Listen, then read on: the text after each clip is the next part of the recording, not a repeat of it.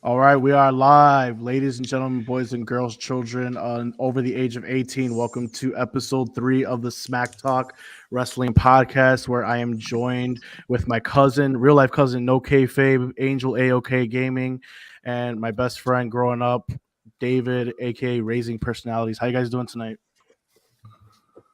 Spectacular. Thanks for having me again. Appreciate it. Oh, for Oh, sure. absolutely. Another week of wrestling, more news. So I'm definitely excited to jump in to this next exciting episode.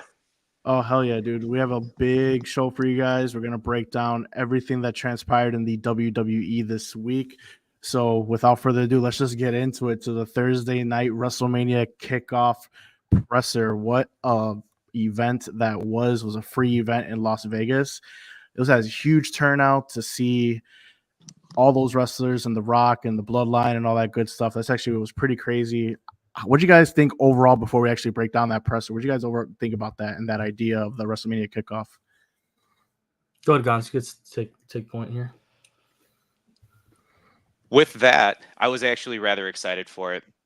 UFC, the whole build-up. I mean, I've seen that, of course, with those types of presentations, but at least for WWE, that's something I can't even recall that they've been able to create and put on display for people. If you knew who certain characters were, or if you didn't, good example is Triple H. For those that know who Triple H is, he, of course, comes out, he gives his information, but then as you see at the end, he's just a presence. He doesn't really reintroduce himself. He doesn't really say too much.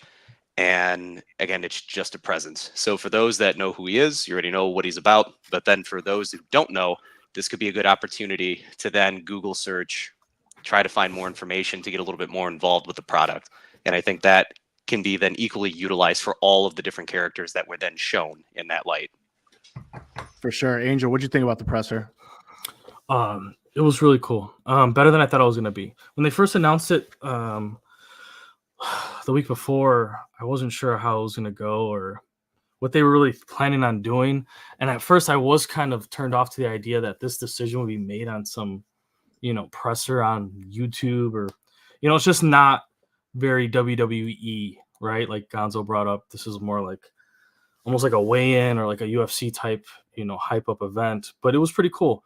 They took advantage of the Super Bowl week being in Vegas. They took advantage of being, at that location in Vegas, the T-Mobile Arena. I think they were at out there in Vegas. And it was pretty cool. It was cool to see the stars together. It was cool to see everyone show up. As Seth Rollins said, it went a lot better than expected. And the fans were pretty good down there. It was cool to see CM Punk get to give his little jabs and his little personality out there. It was a good event. I enjoyed it. I was a lot better than I thought it was going to be. Yeah, I mean, I'm glad you mentioned CM Punk. Like, doesn't he just look happier and just like more at peace nowadays? Even though the guy's hurt and he's just dealt a shitty hand, his third injury in a year and a half, 2 years. Don't you just feel like he's just different right now? Like, I don't know. I can't explain it. Maybe that's just me, like, going too much into it, but I just feel like he's just happier. It feels like he's just in a different state of mind right now. Oh, no, I'll 100% agree with that. I mean, the reality is he goes to a company that very much so is on the rise. They're trying to figure some things out. And he himself has been in this business for a very long time. So to be able to speak the same language with people who haven't been there or done things like he has or been exposed to, he goes back home to WWE, and it's familiar. He's able to, again, just say and to be himself, but then also be around people who have similar mindsets, similar ways of creativity. Even if it is slightly different, it's there, right? So it's not additional stress that potentially he now has to totally put on his shoulders and to carry around. Yeah, for sure. All right, so now since we're talking about the presser, let's break it down. Obviously, we're going to get to the most important part with the slap heard around the world, but let's just break into the other stuff first, and then we'll get into that, right? So right off the bat, we got Becky Lynch confronting Rhea Ripley. So we've already seen Rhea Ripley kind of getting ready to start with this quote-unquote dream match between Becky Lynch. They've never faced off each other. It seems as though that they might face off at WrestleMania. Obviously, Becky Lynch has to win the Elimination Chamber, but I mean, as of right now, she's got to be the odds-on favorite, right? What do you guys think so far? Yeah. Sorry, Gons. I'm going to jump in here real quick.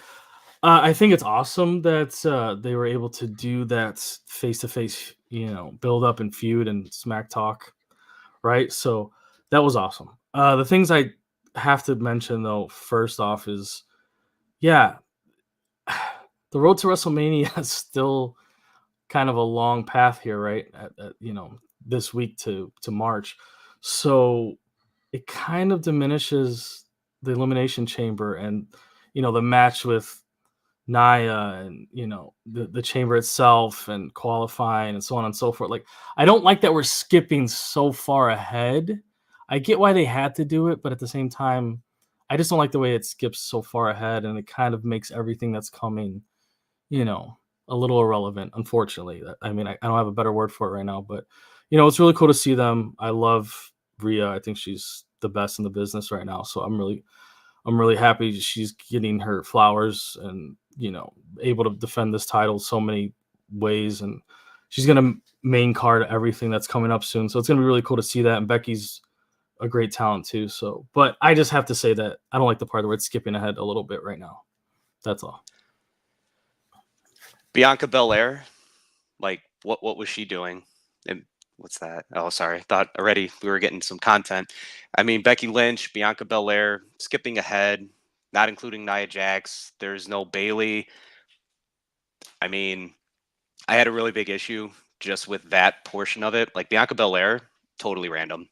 She has been not included in any types of real significant storylines now, probably a month and a half. So why she was there was a big question for me. And then, of course, you bring out Becky Lynch to confront Rhea Ripley. What about Nia? Nia, of course, has already beat Becky Lynch in very convincing fashion. Why are we discluding her? So, like, I understand you got the two big names that are definitely coming. I know there's history between, of course, Becky Lynch and Rhea Ripley. To me, it felt out of place just with how they're telling the story at this point, coming into Elimination Chamber, leading then, of course, into WrestleMania.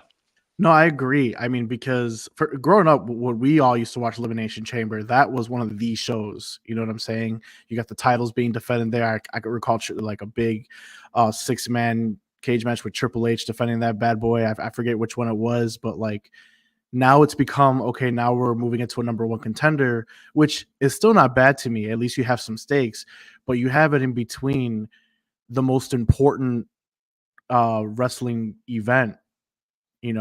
It's like, okay, we got Elimination Chamber. Oh, well, when that was a huge spectacle when we were growing up. And now it's just like, okay, whatever. Then you have Nia Jax. Well, I don't know what happened to Angel there.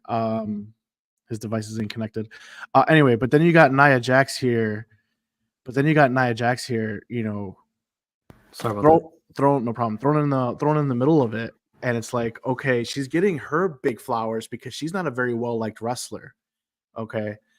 When she came back, she's still winning people over, even though she's coming as a heel. She got booed when she came back. Like, no one cared. There was like, okay, why is she back? No one likes her. Even the wrestlers, their promos, they drop of like, oh, who are you going to injure next? Because she has that horrible reputation.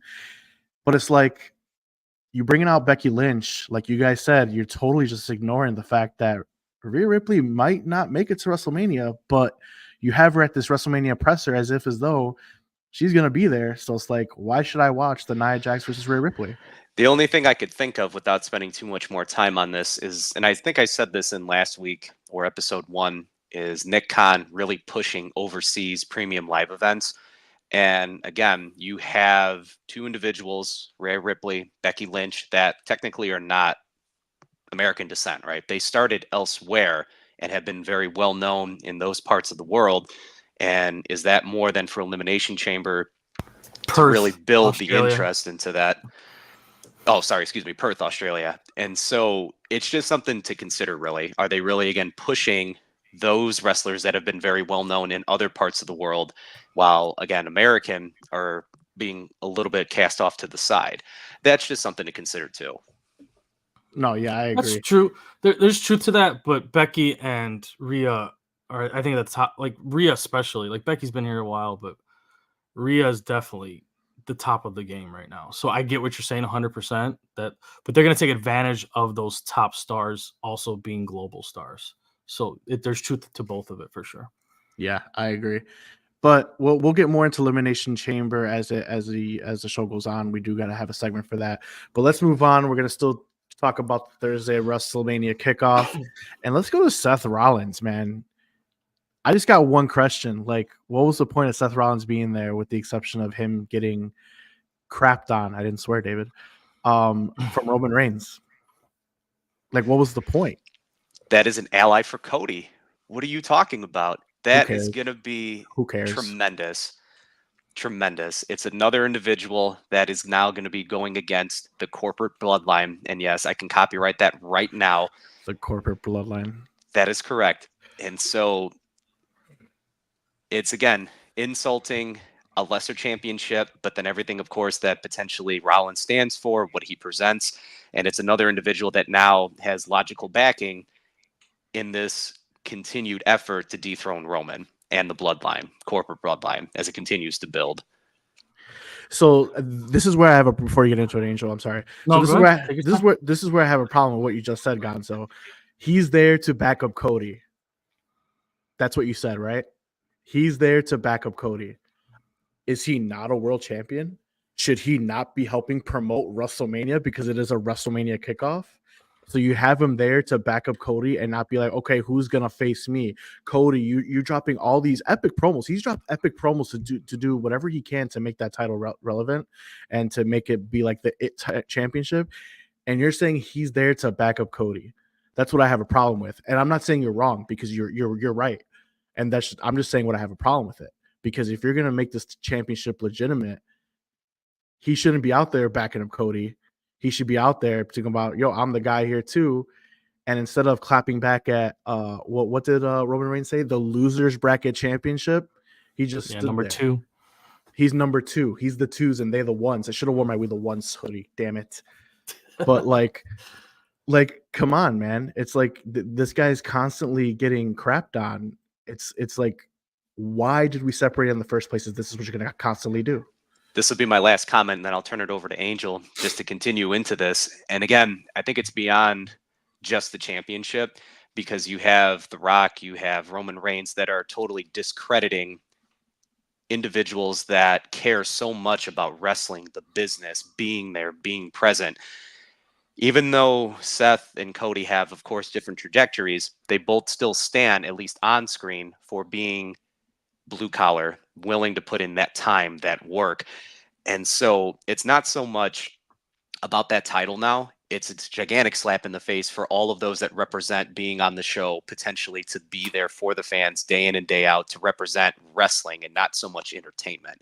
And that's what already a lot of this has been alluded to, is that Rollins already made that promo identifying that it's the Hollywood title, it's the cinema title, right? You don't necessarily have to be here all that much. So it's two individuals that technically have separate paths, but they ultimately do represent standing for very similar things when it comes to wrestling as a whole. And now that is being spat upon. I wanted to turn it over to Angel, definitely, so you can get his points in. No, yeah, you guys definitely hit a lot of nails on the head there. For me with Seth, yeah, I feel like, obviously the Punk injury has really detoured Seth's path right now, right? And it was obvious that, Punk was going to be the one to really give Seth center stage here. And they could even have, overshadowed, Roman and Cody, which probably wouldn't have happened. But Punk and, even Seth in his own work could have been a pretty big draw for WrestleMania, just on their own. So obviously Punk being hurt, that's really put Seth in a weird spot. And I don't even know what they really were thinking at this point, making him come to the stage. I think they just had to, because he's the champ, and you can't represent WrestleMania without having one of your premier titles, number 2, whatever you want to call it. It's still the heavyweight championship. So him there, though, dealing with Cody's decision, it just got awkward after Cody came out and pretty much shut down the whole Rock versus Roman thing, like, we were hoping for, which was awesome. But anyways, as far as Seth is concerned, I don't know where it puts him. Now he's facing whoever wins this Elimination Chamber situation. I don't like that they were calling it number 2, but it's funny. I like seeing him and Roman go back and forth, and I wish we could see that a little bit more. They just give each other jabs now every week, like, passive aggressively to each other, and they don't actually get to say anything face to face. It was really cool to see them face to face because we don't get to see that ever. So this type of event, that's what made this very unique for me. Them actually saying these things to each other's face, Roman calling it number 2, Seth saying thanks for showing up for work finally, stuff like that. I like that stuff. That's really cool to see. Hopefully we get to see more of that in the future. But That's yeah, I wearing don't know. Becky's shoes. Yeah, wearing Becky's outfits. He likes it. Yeah, these they were cutting some fun stuff, and it was really cool to see them together again. My little brother, my big brother. There's some love, but there's some hate there too. You know what I mean? They're a good dynamic, and there's a good story there between the two. But they have their separate paths right now, and we'll see what happens in the future. But I hope Seth, gets more of a center stage upcoming here, even without Punk being in the picture, because I think he has a lot of talent, and he can do the job pretty well, and he can hold the title pretty well. Him and McIntyre, which I think is what's going to happen. I think it'll be pretty fun. So we'll see what happens, but I hope Seth gets to really show off what he's capable of coming up. Yeah, I mean, I do too. I mean, like I said, I'm not the biggest Seth Rollins fan, but I feel like he deserves better because he has been the workhorse for WWE, in my opinion, and just the way that he just gets crapped on, it's crazy to me. But anyway, all right. So the big topic of that presser, The Rock, slap heard around the world, seemingly turning heel and joining the bloodline. The corporate bloodline. Thank you. Whatever. Angel confirms Rollins stan. No, not a stan. I've grown to appreciate him more though, for sure. And he does show up every week. I mean, someone's got to show up. When you got one champ that shows up once a month at the most. I mean, this past Friday, wasn't it just... You got 2 of them on Friday. Yeah. I mean, wasn't it just Paul Heyman by himself saying next week The Rock and the champ are coming? Like, why aren't they there this week? Why do we have to wait 2 weeks to see people? Anyways, I'm not a stan. Go ahead. Yes. So The Rock seemingly turned heel and seemingly joining the bloodline, and the slap heard around world, slapped the piss out of Cody. Rock's words, not mine. So what do you guys think of all that? Did you like it? I mean, what's going on? It's I can tell you right now, something that I definitely did not expect. So what do you guys feel about it? Angel, start with you. Sure. Oh man, it was I really enjoyed it. We got a little taste of it when Rock showed up on Pat McAfee's show, and he started calling the Cody Crybabies now, right? Hashtag Cody Crybabies. We're a part of that. We want Cody, that whole movement. Cody, let's go. But anyways, yeah, when we saw Rock on the show, on the podcast, cutting promos again like old school Rocky, you started to feel a little bit like, okay, there's something going on here, a little bit different than what we thought was happening. And then, yeah, when Rocky showed up on stage, talking about the bloodline, so on and so forth, the high chief stuff, all this, these layers they're adding to the story and the history behind it now. Now we're going back decades and generations between these families. There's multiple families involved now, right? And I think WWE is really doing this on purpose for the situations at hand, but we're looking at other families in the history of the WWE, and I think there's a reason behind that. But it was interesting to see Rock go full heel, and I think he's going to be great at it. I don't think he's in a place where, I don't know if they did a switch, if they did a pivot, if they didn't, who knows? But I think they did the right move, whatever it may be. If it was the original plan, if it wasn't, I really don't care. I think Rock being a heel, he's a full-on heel. I mean, you saw he talked to Triple H. I mean, that was awesome. Seeing those two guys go at it real quick for 5 seconds, my blood was, boiling. It was awesome. I think Rock going full heel, though, is great for the company. I think it's good for business. We'll see where it goes from here. I don't know how that's going to play out WrestleMania-wise. Tag teams, no tag teams, feuding. We're going to see. I think it's fun, though, and I think The Rock's going to be really good at it. I like it. So that's my opinion. I think 100% they did do a pivot. I think it's kind of similar to, the Yes movement with Daniel Bryan or Bryan Danielson, whatever you want to call him. It's WWE. We'll call him Daniel Bryan. But I think they 100% did a pivot. I think they really wanted to do Roman versus Rock, and they saw the backlash that they got because they're sick of Roman. Is not sick of Roman. I say sick of his title reign. So I think they 100% did a pivot. David, what do you think? As far as Hollywood Johnson, Hollywood Maivia, Hollywood Rock, corporate champion, whatever it is that we want to refer to this man as, I thought it was really interesting with The Rock coming out in all black. Like an old Western, I give definitely a lot of credit to my boy Adam. Me and him were talking about this a little bit earlier. He had watched it, and he doesn't watch WWE every single day, but he had pointed that out. As The Rock comes out, he's dressed in all black, and just like the old school bad guy comes out in all black. And again, I already heard about the Pat McAfee stuff earlier in the day, so I could already get that feeling that something more was coming. And so he couldn't even get in his lines because he was getting booed. You heard Cody chants. You heard it was deafening. And again, he sold it with his facial expressions as he's going through everything. And I think it took him, like a minute and a half to finally just get through everything. And then the finally hit. So the ability to now go on this story, right? Cinema. This is everything that I have definitely been wanting. And for the fans that have been on this journey with Cody, or that have been just watching, even if you're not a Cody fan, the story is being told out. And to have him get dropped in, if this was the original plan, I give kudos if they did, in fact, pivot. Ultimately, they did listen to the crowd, what this possibly could do, what it couldn't do. And you know what? They created more topics. They created more stories. What ifs? People, this has been a buzz for what, a week now going into it? Must watch television.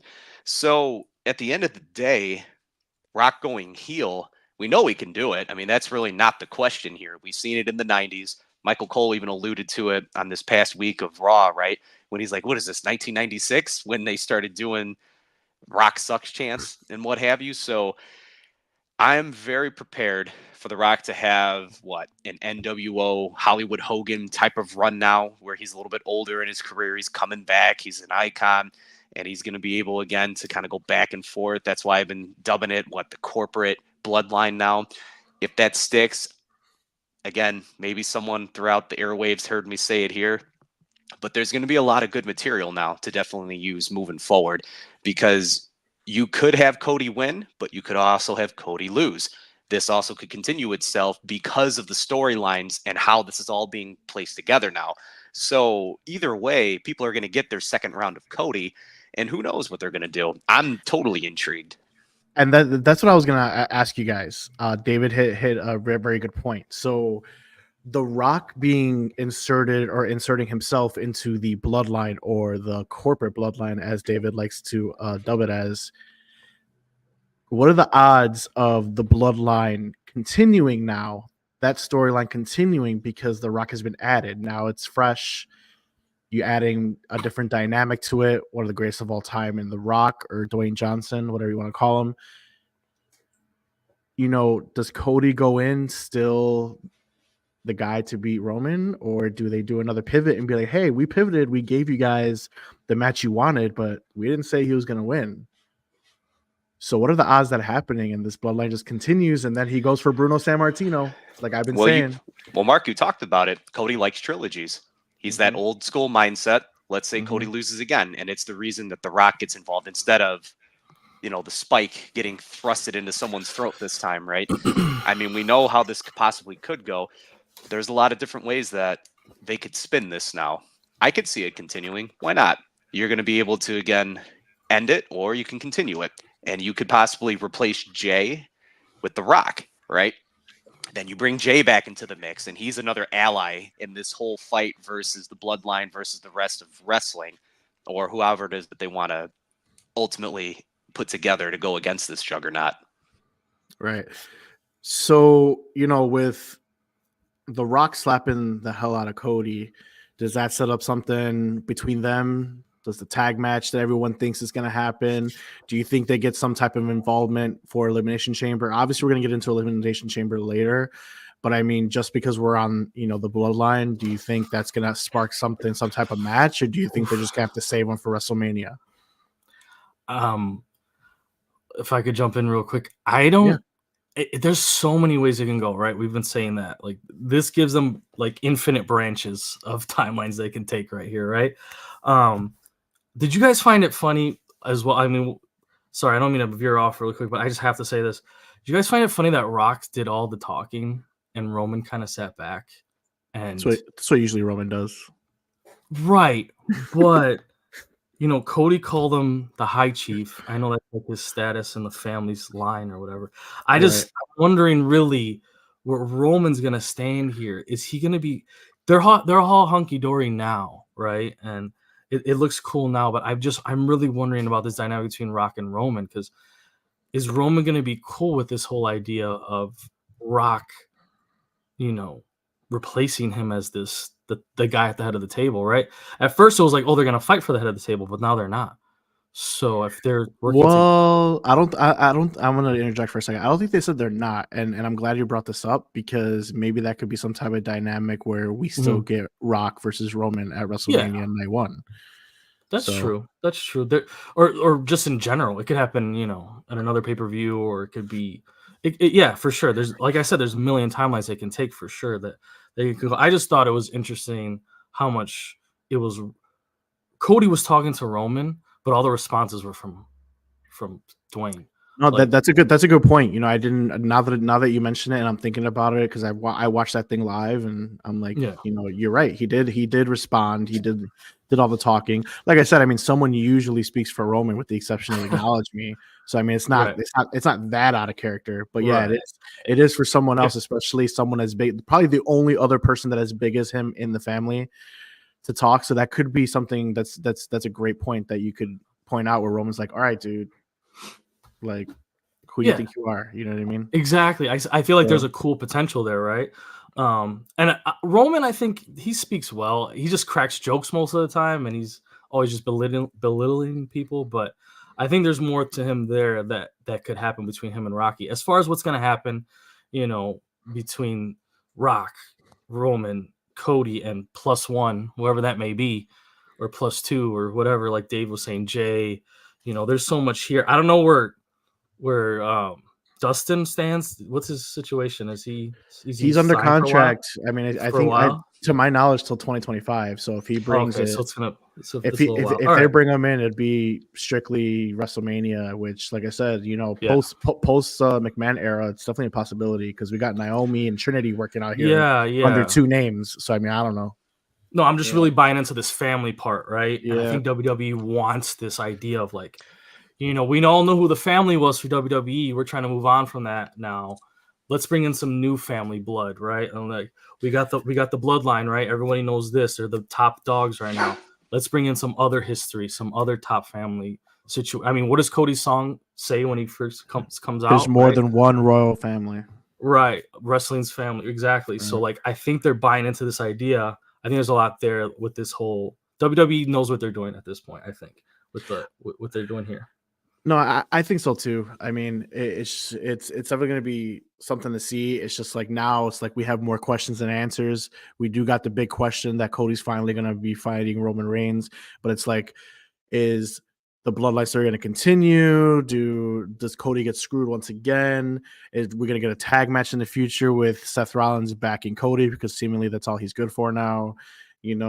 Is The Rock still going to fight Roman Reigns? There's a whole bunch of things that could happen. In my opinion, when it comes to just at least answering one of my own questions, I think Rock and Roman Reigns still do fight. I just don't know when. I don't know if you want to have Roman Reigns still pull double duty or not, but at the same time, it's like, how long are you going to drag it out? Because I don't think Rock versus Roman should be on any other show besides a WrestleMania. So I feel like even though SummerSlam is one of the biggest wrestling shows on the planet, I still think that's a step down if it's not WrestleMania for Rock versus Roman. Gonzo, I saw you unmuted yourself. What were you going to say?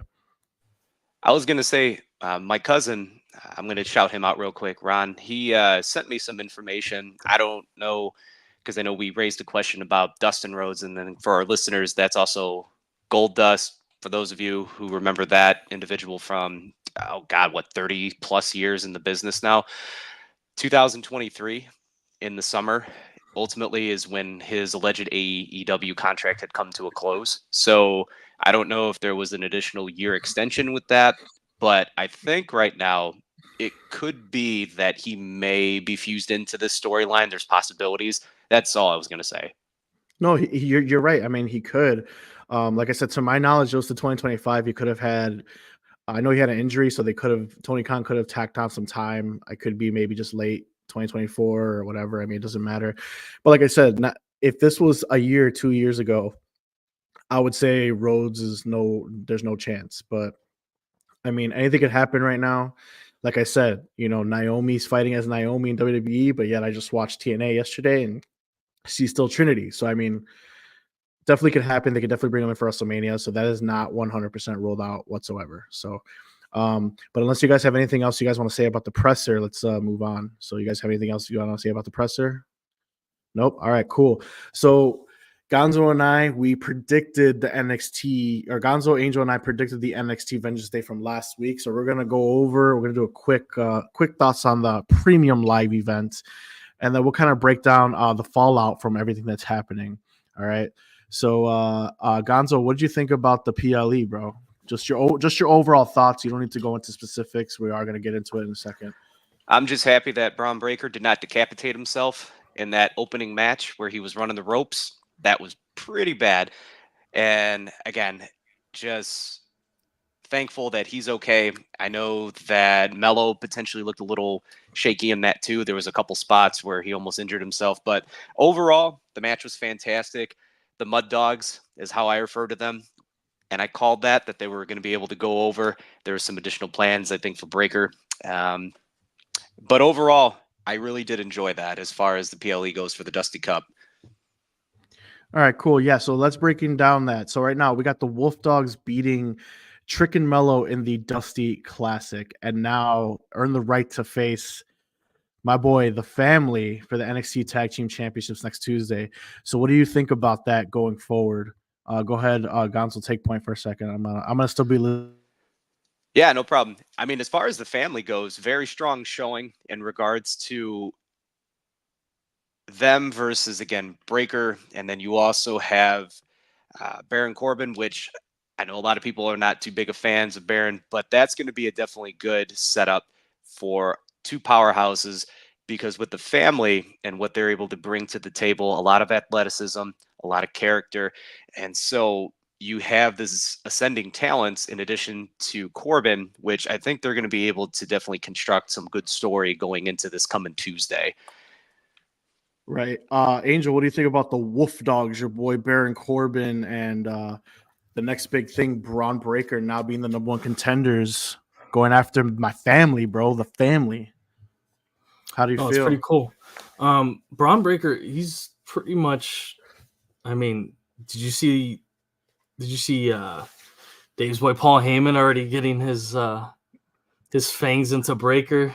Possible next Paul Heyman guy? Next Paul Heyman guy. So I mean, Breaker, I mean, he's looking like he's replacing someone who we can't talk about anymore, but another big Paul Heyman guy.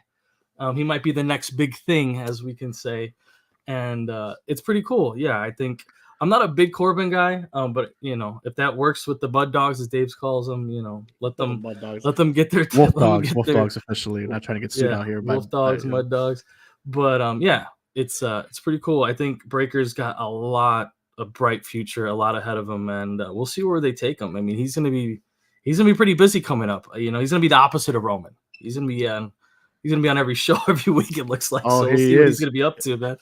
He's busy.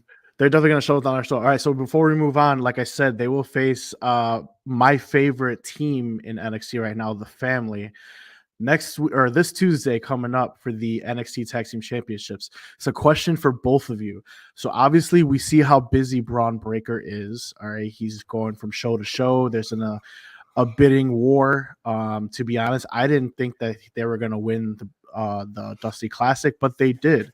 But with Braun Breaker, all his extra stuff going on, do they beat the family? Predictions for Tuesday. Go ahead, Gons. In WWE fashion, yes, absolutely. Because for right now, and I said this when we were talking off screen, Braun Breaker, until WrestleMania is done, they're going to have him fill his time right now doing some stuff NXT wise, cement himself a little bit further until WrestleMania is done. Once WrestleMania is done, that's where I will say he'll get the call up. They'll drop the belts. They'll do some type of angle in that general direction, because they're already showing you that Corbin and him are going, they're not 100% gelled together. And you're going to be able to see Braun, just with his athleticism, display that as to how he can just immediately be a game wrecker at any second. So naturally, this is not supposed to be something that is going to last for a long period of time. And I think the storytelling so far is they're allowing us, the fans, to see that. For me, it's been very refreshing. So no, this is not going to be a long-term thing. I think until WrestleMania season is over, then you're going to get a little bit more on him on Raw and then SmackDown. You don't think he'll be part of WrestleMania? I don't think so. I mean, because with all the big storylines, you got Bayley, of course, you've got Roman, you've got Rock. Where are you going to put him? I mean, why put him into WrestleMania when you have all these other characters in these stories kind of going around? I think that Braun has taken the role potentially of a certain someone, the next big thing, right? You know, to fill that individual's shoes. So I'm not going to be sad if I don't see him in the WrestleMania picture. It's really not going to be something I'm going to lose sleep over. I'd rather see him after WrestleMania. You get a fresh start. Here we go. We're going to now give you more and more of this next big up and coming star. And it doesn't take away from his flowers, right? He's going to get that graduation to the top card. I would rather have him be on the top card, have time specifically set aside for him. So that way he just doesn't kind of get lost in transition, or some other big thing happens, then you're going to forget about him in WrestleMania. Oh my God, yeah, that's right. He was there, only because you're coming back and you're rewatching it.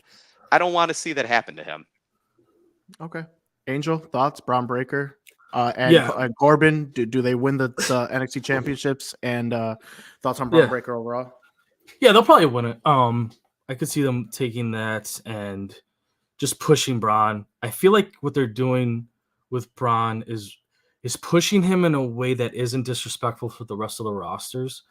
They don't want to just bring up another, Bill Goldberg type, or even, a Lesnar type, where they just go undefeated. Nobody knows who this young guy is. Yeah, I know. But, but it's different in the fact that, he's putting in the work, right? Like, if he comes up here and he starts feuding with if he comes out at WrestleMania and it interrupts a match or something, right? Let's say he does something like that. No one's going to be like, well, what the hell is this guy doing out here? He's a nobody. He's a this. He's got gold. You know what I mean? He's put in the work. He's been on multiple shows. He's fought big names. He's won matches. He's got people recruiting him. He's got shows recruiting him. He's got Heyman recruiting him. And they're doing something that I think WWE is needed for a long time. And what they're doing is they're making it like this is a real, a real type of team or company or roster where things aren't just going to be thrown in and thrown against the wall and hope this sticks. I hope this guy works out. We're not going to put these rookie guys with someone, get someone hurt, whatever the case may be. What they're doing is they're making sure people know who this person is. They know that he's put in work. They know that he knows what he's doing. And if he comes out and he replaces a Gunther, and becomes that next big thing, it's not someone that's just, he's a big guy and he knows how to slam people. We're not going to have another Ryback on our hands. I think they're preventing that by doing it this way. And, they'll win the titles. If they drop them quick, they drop them quick. So be it. That's what NXT's for, right? Like we don't have we don't have NXT for the premier events are cool, but they're not selling. They're not doing a Road to WrestleMania Thursday night presser for NXT events, right? It's there for this situation. That's why it exists. So it's to showcase these guys, and I think Braun Breaker's a perfect example of how to do it right. And I think if we see them do what I think they're doing, we could see that happen, and it's a great prototype of what to do for the future when you have stars like this. You could do this with the female talent, male talent, and they could be superstars, and they could be on a crazy trajectory, but you got to do it in the right way, and you can't just skip the line for all the stars that you do have already. And I think this is the way you could do it. No, I got it. So we can just move on real quick. But like I said, before we move on, I do want to say I 100% think Braun Breaker is defeating Gunther at WrestleMania to become the Intercontinental Champion. But that's my prediction. We're going to keep going. We're going to break down that show. Continue. So we got Dijak versus Joe Gacy in a brutal no DQ match. That thing was freaking brutal. Gonzo, what do you think of that match, dude? I enjoyed every second of it. I wanted Legos when they laid out the table and he started putting Don't the take toy my soldiers. take. Don't take my take. I am taking your Don't take take my take. because again, I'm watching that, and then even my wife was watching with me, and she's like, "How come he's not? Where are the Legos at? Those would be much more painful." And I looked at her, and I just started to laugh, and I said, "Well, they wanted to make it small soldiers, right? So That's all I that wanted to match." see.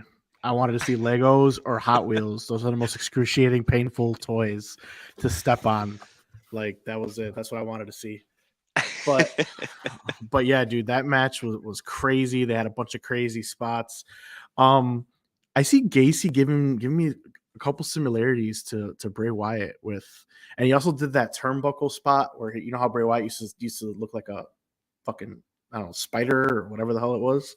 That was kind of weird too. Angel, what do you think of your boy Joe Gacy's creepiness? Yeah, I mean, I've always been into these types of personalities and these types of characters. I mean, you recall the days of, Undertaker showing up and everyone being like, what the hell is that? Kane showing up, everyone, the hype for Kane coming. When you have guys like that can produce characters that are just, there's another character I'll talk about later that I do not like that's doing stuff like this in the WWE, but I'll talk about that later. But Gacy, in this situation, I feel like these are needed characters. You need a Mankind, you need a Gacy, you need a Bray Wyatt, Judgment Day and all these other types. They're cool, but you still need that guy. And I think WWE doesn't have that guy currently, if you really think about the roster as it's put together right now, and they need more of that type of personality. You need that. You need something off, off the brand, off the face and the heel of just normalness. And, I'm the big guy, I'm this guy. You need something that's more sinister. And I feel like that's where this can go towards. There's a lot of potential there for sure. Karrion Kross. They're trying to do it on the main roster right now. I mean, that's the first thing that comes to mind. Is that who you were thinking about, Angel? Yeah, I mean, Karrion Kross is cool. I was not thinking of Karrion Kross. I was thinking of I was actually thinking of Ibar. I just think the Viking Raider. Yeah, I was thinking of Ibar. I feel like Ibar, they like. He's part of a tag team. His tag team partner's hurt, just FYI. But go on. Right. So, he's with Valhalla, and I feel like that's kind of like they try to go with that whole like, cultish idea, right? Okay. Like I don't know. It's just needed in my opinion, and I just don't like Ibar. That's all. I think it's needed too. I've always liked those type of creepy characters, or growing up, our quote unquote creepy character or sinister character was the Undertaker. You know what I mean? Him freaking hanging people mid show and all that crazy shit that we were subjected to. That these kids will never. I mean, how many matches did Undertaker invent? Like, got the casket match, the buried alive match, the Ring of Fire match. Yeah, like, it's the body bag match. I don't know if you remember that one. Yeah, dude. Like, right. So many. You know what I'm saying? We need that back. We need it. Yeah, no, I agree. I think we definitely need a character like that, and I think Joe Gacy could be that guy, especially with the late Bray Wyatt not here anymore. But Gacy definitely gives me Bray Wyatt vibes. When he was part of Schism, that was the faction that he had that Ava Raine was actually a part of. It was a very sinister cultist type of faction that disbanded because contracts. But he was the leader of that, and it was very good. And his promos were very Bray Wyatt-esque, if I'm saying that correctly, and that's what I see in him. So I think there'll be big things for Joe Gacy. There's definitely going to be more continuation of the brutal matches between Dijak, because clearly Gacy's not done with Dijak, even though Dijak was trying to make his claim for the NXT Championship, and Joe Gacy didn't care. So that'll be fun to see going forward as their feud continues. Next, on that card that we watched, the Family, love the Family, defeated OTM. This was probably the least interesting match on the card, but I thought the match was very good overall. I thought it was a pretty sick match. I just felt like there was nothing tying to me. I wish that it was just a tag team match, like the tag team titles were on the line or something like that. But it was a good overall match. What do you think about that match, Gonzo? It's average. I mean, I'm going to spend like less than 10 seconds talking about it. Family won. Sure. They won. Okay, great. Did you say the titles weren't on the line? No, They it was were. a six. It was a 6-man tag. It was a 6. Oh yeah, that's right. 6-man. Tag. I mean, Okay. It was a Never mind. 6-person tag. Six Sorry, person. sorry. There's a Okay. there was a female inside. Gotcha. But yeah, it was actually a really good match than I thought it was going to be. I thought it was going to be just your normal 6-man tag. That's just like whatever. But it was a good match. I thought it was very hard hitting. I love the family, but like I said, the family now turns their attention to the Wolf Dogs. I don't know why I put Wild Dogs on there. That's stupid. I almost read that wrong. But yeah, to the Wolf Dogs. Hopefully they don't drop the title to them because I hate Baron Corbin. And Bronson didn't call up anyway, so just don't sacrifice the family. But we're not going to spend too much time on it, unless you guys want to say something else about that. So, all right, cool. This match I thought stole the show. Valkyria versus Perez, but then it turned into a triple threat when Lola Vice cashed in her breakout tournament. Valkyria retained, which kind of bums me out. I hate failed cash-ins. So failing a cash in, it's like to me, it says, did you guys change your mind on the superstar? It just doesn't know. Do you think they should always win? A cash in should just 100%. I don't think they should always win. But more often than not, they should win. And lately in the WWE, this is across as a whole, Money in the Bank, all that stuff. I'm seeing a lot more failures. So, which worries me about Damian Priest, but that's a conversation for later. But yeah, she had a failed cash in, and then Lola Vice faced Perez on this past week of NXT and loses. So you go from winning the breakout tournament, inserting yourself into the triple threat mid-match, which I thought was really cool. She got a great pop, and then loses. So it's like, what's her really trajectory? Quick, do you think she should have waited till the match ended, like everyone else? I think the way she did her spot is one of them was down and then she cashed in. I thought maybe she should have chose her spot a little better, but like I said, I mean, even if she did the way she did, which was dope, I thought it was dope regardless. I just felt as though if you're going to give somebody this breakout tournament, at least make her win, especially when NXT is trying to build more stars, because you have so many people getting ready to get called up. We need to start building those stars. That's just my take on it, and I just hate failed cash-ins. I hate it. But like I said, so she also loses to Roxanne Perez on Tuesday, which kind of makes me wonder what's going on with Lola Vice. But Gonzo, what do you think of that match and the failed cash-in?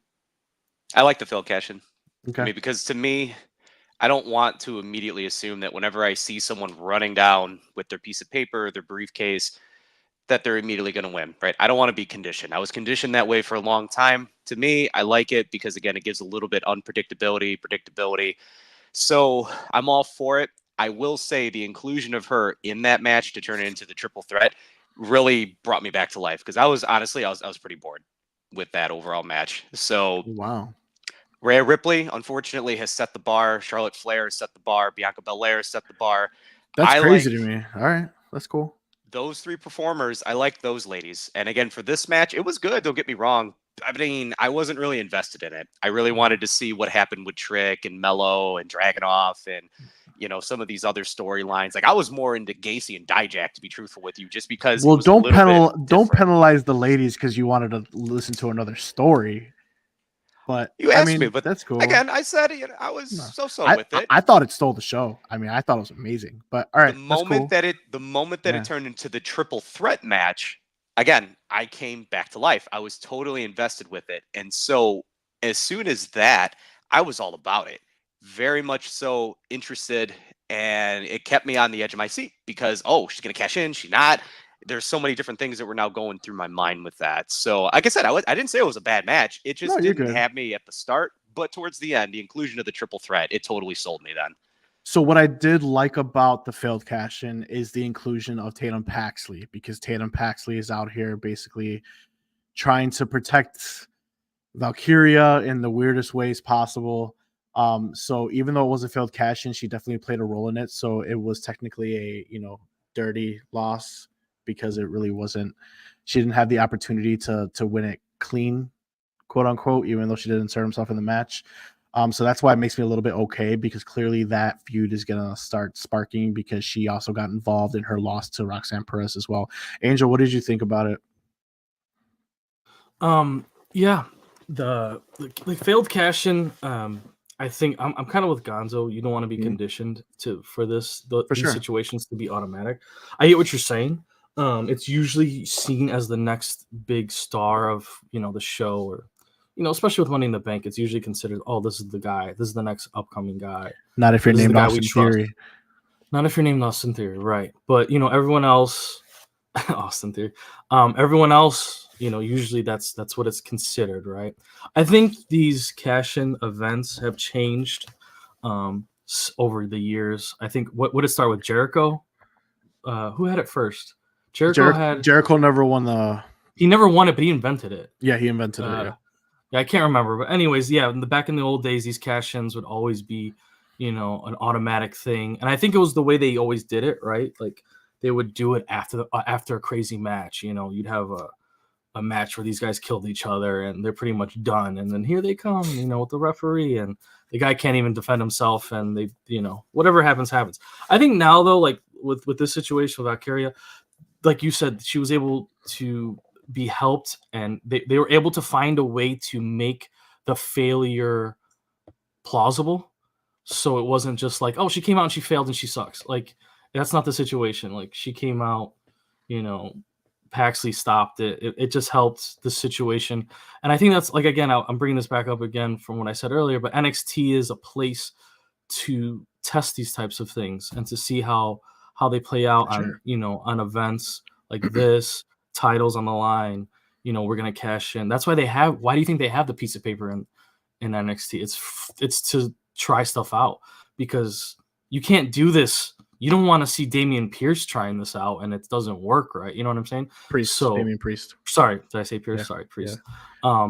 You don't want to see Damian come out and use his suitcase and he fails, and it's and he had this situation that happened and not everyone buys into it. Now you see the situation that happened here at Vengeance and you're like, okay, this is a way that something can happen like this. So I think that's the purpose of NXT, to push stars, to try things out. It's kind of, to me, NXT is just very similar to the minor leagues of this industry. So, For like sure. when we watch baseball, with the automated umps and stuff like that, I see NXT as that.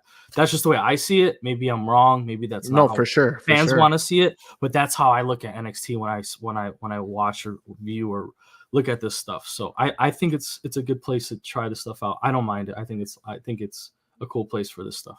Yeah, for sure. All right, next we had Obafemi retain over Dragon Lee. I just want to say thank God it wasn't a squash match.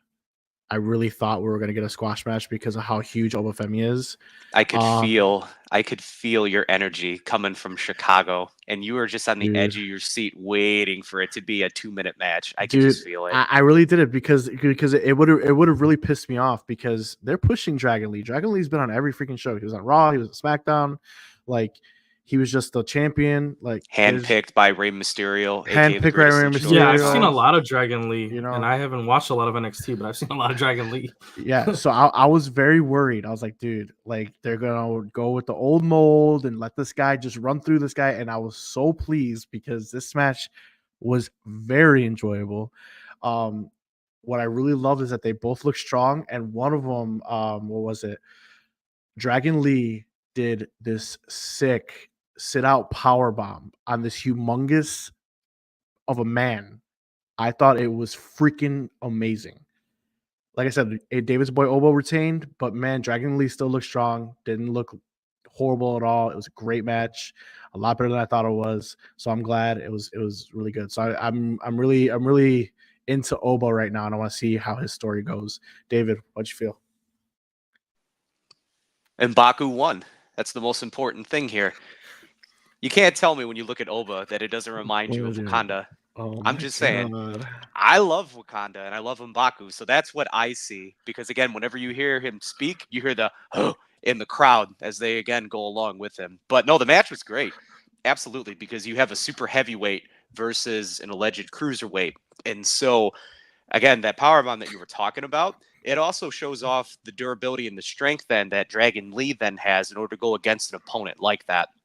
And you know what? The ability for both men to work very nicely with one another, I was utterly blown away, because typically big men is, Mark, you hate them ever so much. You both do. I was going to ask you guys, I'm surprised you guys enjoyed this match, because the match was so good. If that power bomb, I was like, Normally I'm there, I'm chilling on my couch, and I'm just like, oh, damn, that's dope.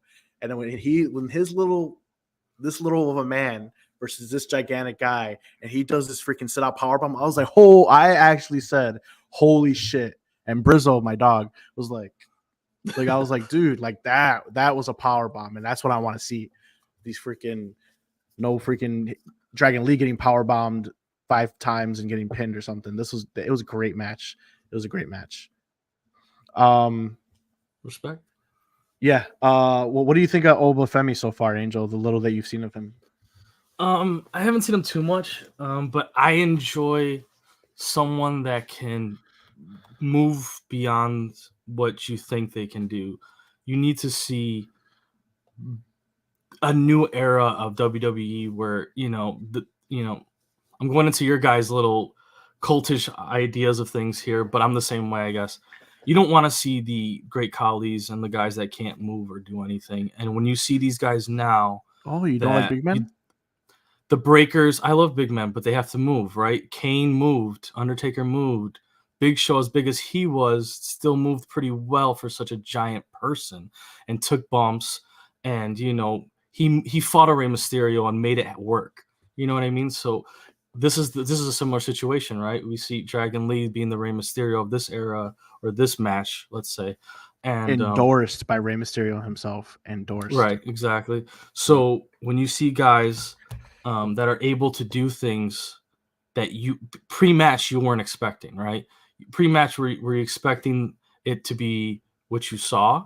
Maybe not. And for that match to come out the way it did, and it's exciting. So you want to see stuff like that. You don't want to see these guys that don't move, that don't take chances, that that can't come off the ropes, that can't jump, that can't take a bump. You know what I mean? You don't want to just see a chop fest or a slap fest or a forearm fest or whatever the case may be, right? We don't want to see that all the time. And sometimes there's room for that. When the guys are tired, they need a break. The big dude's facing another big dude, they just suplex each other off something. Okay, so be it. But when you got a 5-minute match and 4 minutes of it is on the ground and chops, it's not fun. So we'll see what happens. But no, yeah, I get it. It was a cool vintage style match that I think showcased both of these superstars, potential WWE wrestlers. That it was vintage style, but it was still something that I think progressed both of them, and you got to see that. That's what NXT's for again. So it was really cool. For sure. All right, so after that match, we got a weird video intriguing vignette of just words, and it said, man has 3 faces, one the world sees, one his family sees, and the real one no one sees, but reflects the evil he truly possesses. I'm intrigued. No idea what's going on there. What do you guys make of this? Is this a debut? Is this someone that might be coming back to NXT? Is this someone being repackaged? What do you think? It's right up my alley. I love it.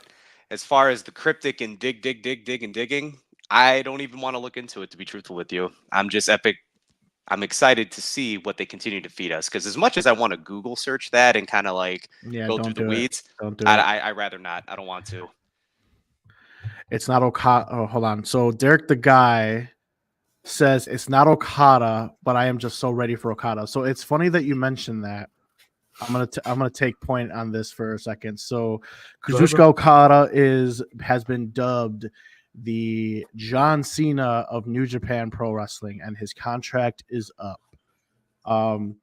This has been getting a lot of heat online that it is Okada. It has something to do with Japan, with the 3 faces. I think it is Okada. I really hope it's not. I would rather see him start on the main roster because he is that big of a superstar, but I think he is, and let me tell you why. So Pro Wrestling Tees is here based in Chicago. All right, it's a big wrestling shirt store.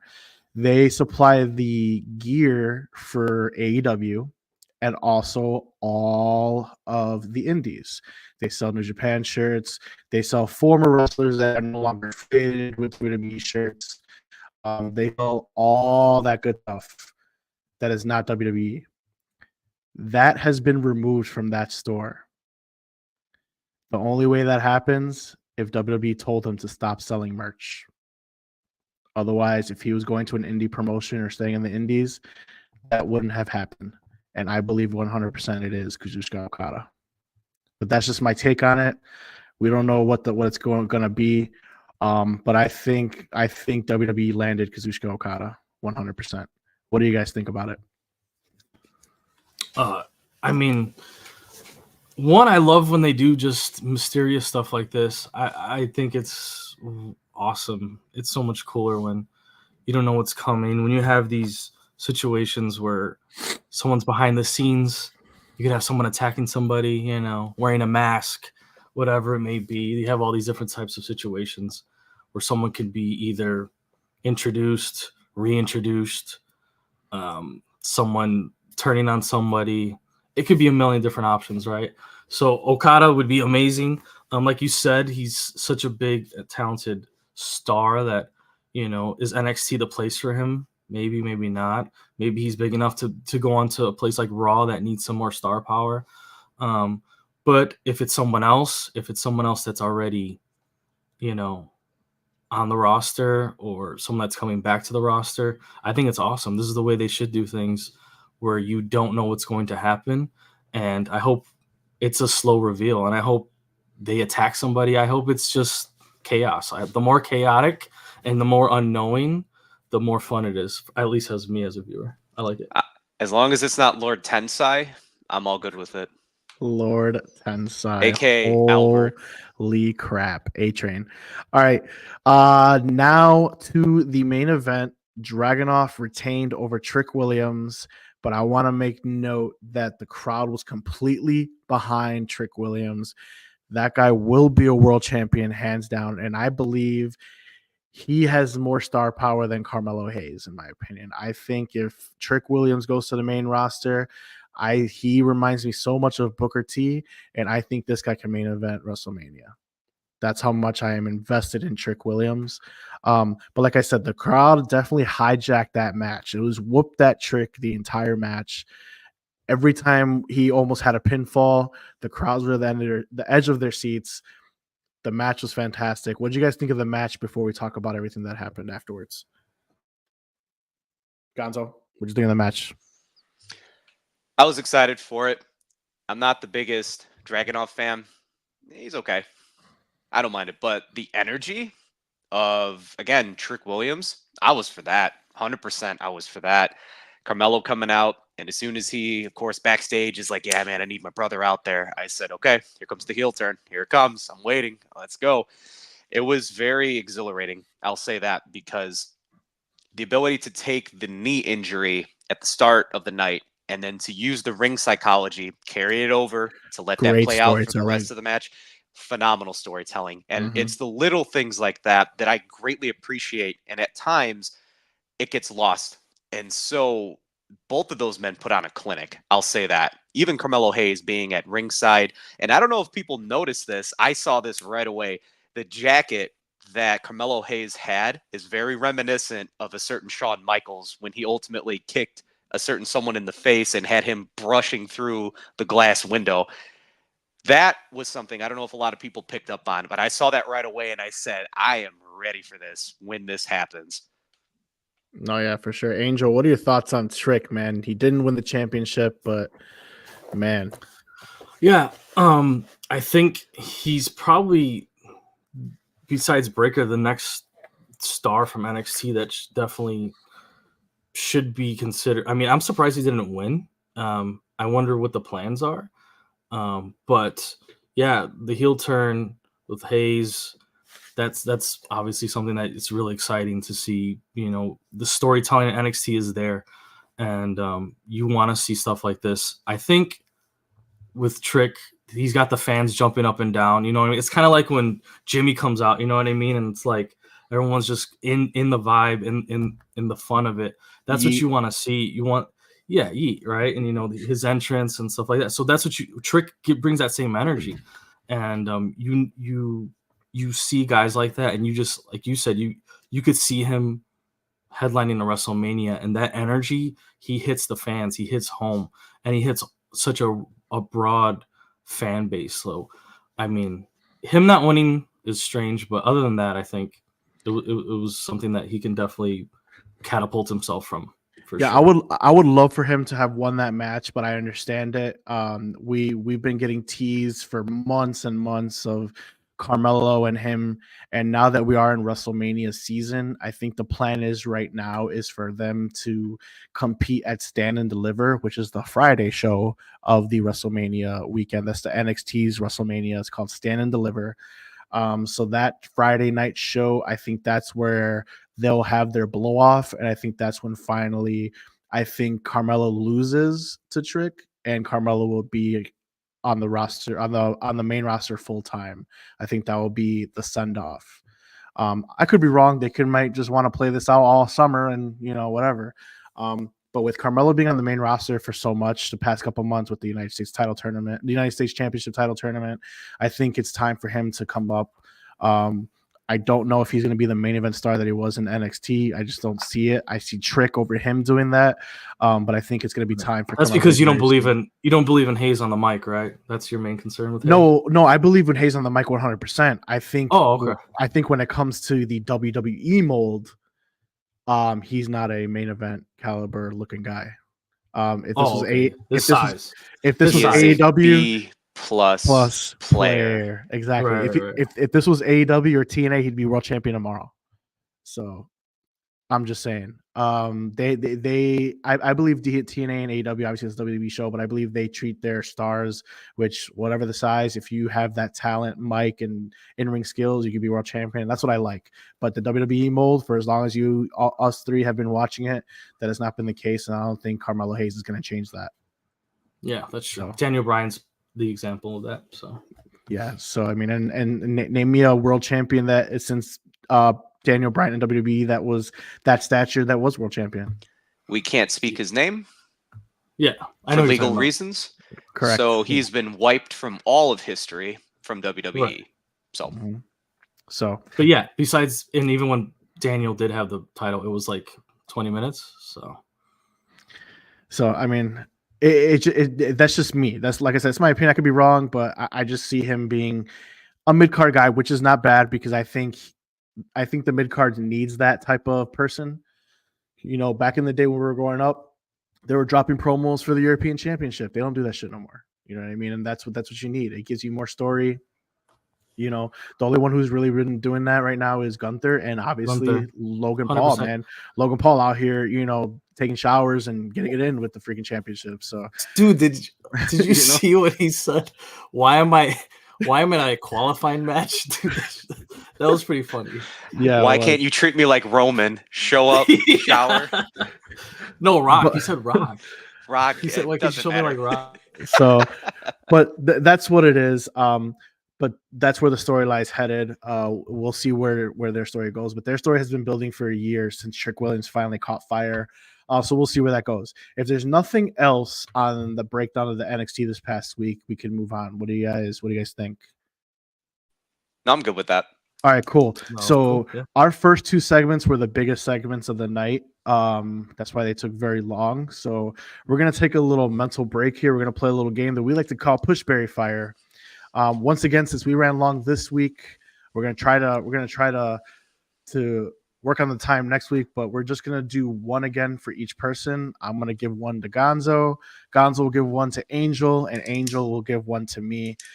We'll explain our decisions. We'll yell at each other how crazy and they are, and we will move on to Elimination Chamber. All right. So Gonzo, we are gonna go old school for your dad and Angel's cousin or Angel's uncle and all the elders, and we're gonna go tag teams. All right, but we're gonna go old school tag teams. Your Pushberry Fire is arguably one of the greatest tag teams of all time, the Road Warriors, the Rock and Roll Express. That's your dad's favorite right there. And lastly, the Fabulous Freebirds, a.k.a. the Von Erichs. Pushberry Fire. Whoo! Wow. That is an all-star. Did I redeem myself from last week for the Anawahi family? Yeah. let's put Yokozuna in there. It's like, oh, okay. You started off strong, and then all of a sudden you threw that person in there. Man, Right. that is tough. I mean, So there because you go. The Road it's Warriors. I'm gonna give you it again. Yep. Road Warriors, Rock and Roll Express, Yep. and the Fabulous Freebirds, aka the Von Yep. Erichs. I mean, it's something too, right? Because I was watching a couple Dark Side of the Rings, the Von Erichs around there. I was watching the Benoit and like all these different things. So Can't like say his name. I just did. Oh man, they're gonna cancel us. So I'm gonna say I'm gonna fire the Freebirds. As far as that goes, I would like to bury. Man, that's so tough. It's gonna be Midnight. I'm gonna bury Midnight. The Damn, Road your Warriors. dad is gonna kill you. No, because my dad, honestly, when it comes to the Legion of Doom, there is no there's no one else. The amount Okay. of Legion of Doom memorabilia that he has, just randomly growing up as a kid, coming across the shoulder pads, the spikes, the face paint. Fire the Freebirds. Haven't they been through enough? Yeah, they really have. It's what's best for business. And so, no, it's definitely the Legion of Doom. I mean, me personally, if we're going to talk about big men that can move, those individuals are what? Combined weight of like 600 pounds. And they're larger than life individuals that legitimately look like they could just kill you with one flick of their finger. I'm all for the look. And during a period where they were traveling from different promotion to promotion, and it didn't matter what promotion it was, they came in and they immediately just decimated anything in their way. So I don't count the whole second run or third run with WWE where Snaz, I think, was a part of it because, right, it was LOD 2000, I think is what it was called, when Hawk was unfortunately not in a good headspace with his addiction and everything else. That doesn't exist in my mind. Anything prior to that, I am definitely for it. And again, when you have something referred to as the Road Warrior pop, that was before Austin Pop, right? That is how, again, the level of significance that you were then placed on when it came to your name, your moment, your music, as to whether or not the crowd was behind you. So I'll just stick with that. Oh, what a rush. Angel, do you agree with his push Barry Fire right there? That's a tough one, man. I think you got to give the Freebirds a little bit more credit, maybe a little bit more respect. Firing them is tough, but I do agree. LOD, like, I think that's like the golden era of factions and tag team matches, tag team events, and move sets, and the way they moved, like Gonzo was saying. So LOD being number one, like, I mean, I don't mind it at all. So I can't argue with it too much. I have to give some respect to it. I think I would have agreed with what David put out there. So that And one's we don't agree on much. We Yeah. don't agree on much. So that's would've- pretty world breaking there. Yeah, I would agree on much just because I love LOD. Like, so they're up there. Everyone knows my favorite tag team of all time, and is the greatest tag team of all time. I'm just gonna put that out there is the Dudley Boys, but I put LOD right up there for me. Love them so much. But all right, Gonzo, give Angel his push Barry Fire. So I know I hit him with the good one last time. Let's see if I can go 2 for 2. I'm just going to get a little bit more comfortable as I bring out my world championship cooler that my wife had gotten me. So I just wanted to get in prime time for this. Hey, looks familiar. A+ players, they bring A+ products.